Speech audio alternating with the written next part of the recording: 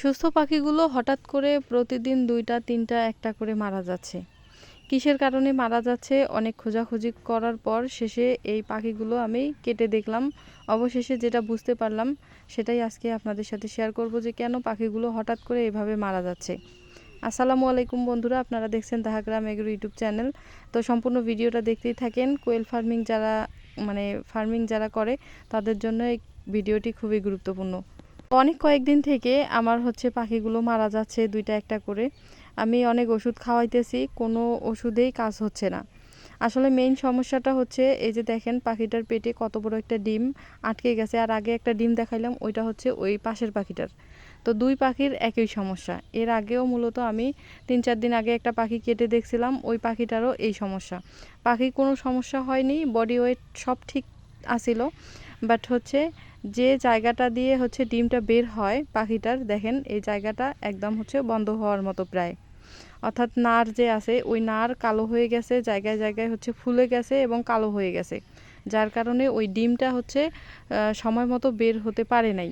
মানে ডিমটা বের হওয়ার মতো কোনো জায়গাই ছিল না, যার কারণে ডিম আটকিয়ে পাখিটা মারা গেছে।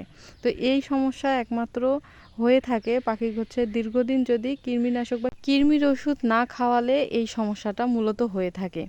তো বন্ধুরা, আমার মতো কেউ যদি এই প্রবলেম ফেস করে থাকেন বা কোনো ওষুধ কাজ করতেছে না, কোনোভাবেই আপনারা সমাধান খুঁজে পাচ্ছেন না, তারা অবশ্যই এই টেকনিক ফলো করতে পারেন। ইনশাআল্লাহ আপনার পাখিও সুস্থ হয়ে যাবে। সর্বপ্রথম ৫ থেকে ৭ দিন ভালো একটা কোম্পানির দামি অর্থাৎ ভালো মানের একটা লিভার টনিক করাবেন। ১ গ্রাম ওষুধ ১ লিটার পানিতে মিক্স করে প্রতিদিন দিনে ২ বার করে খাওয়াবেন ৫ থেকে ৭ দিন।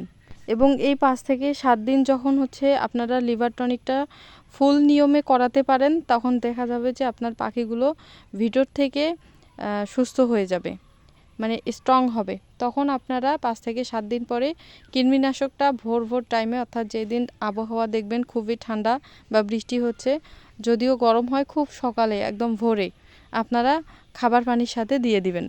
কৃমির ওষুধ দেওয়ারও ওই একই নিয়ম। ১ লিটার পানিতে ১ গ্রাম ওষুধ সুন্দর করে মিক্স করে দিয়ে পাখিগুলোকে দিয়ে দিবেন, খেয়ে নেবে। এবং তার পরবর্তী ৩ থেকে ৪ দিন পারলে লিভার টনিক খাওয়াবেন, না হলে প্রথম দিন লাইসোভিট খাওয়াবেন এবং তারপর থেকে জিঙ্ক বিভেট খাওয়াবেন। ইনশাআল্লাহ পাখির খাবার চাহিদা ঠিক থাকবে এবং এই যে সমস্যাটা, অর্থাৎ কৃমিনাশকের ক্ষেত্রে যে সমস্যাগুলো হয়ে থাকে, এই সমস্যাগুলো সমাধান হয়ে যাবে ইনশাআল্লাহ।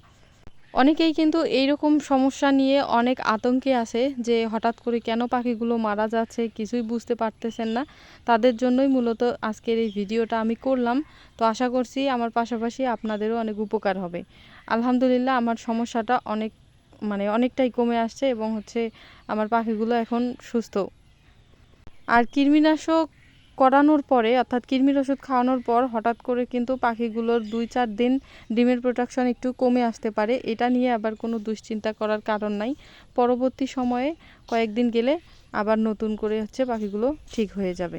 আর হঠাৎ করে না বুঝে যদি লিভার টনিক না খাওয়াইয়ে, অর্থাৎ লিভার টনিক খাওয়ানোর আগে সরাসরি কৃমিনাশক করাই দেন, তাহলে কিন্তু পাখির ডিমের প্রোডাকশন কমে যাবে এবং তার পাশাপাশি আরেকটা রিস্ক আছে, আপনার পাখিগুলো হয়তো ঝিমাতে পারে বা মারাও যেতে পারে। তার কারণ এমনিতেই যখন কৃমি অ্যাটাক করবে, পাখিগুলো ভিতর থেকেই কিন্তু এমনিতেই সুস্থ নয়, অসুস্থ হয়ে যায়।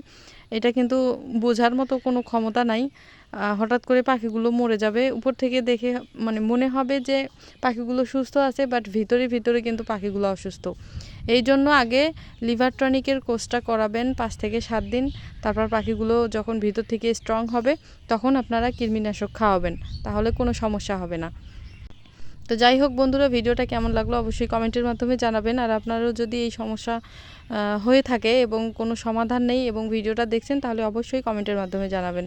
তো এরকম ভিডিও পেতে অবশ্যই আমার চ্যানেলটি সাবস্ক্রাইব করে দিয়ে পাশে থাকার চেষ্টা করবেন। তো সবাইকে অসংখ্য ধন্যবাদ জানিয়ে শেষ করছি আজকের এই ভিডিওটি। আল্লাহ হাফেজ।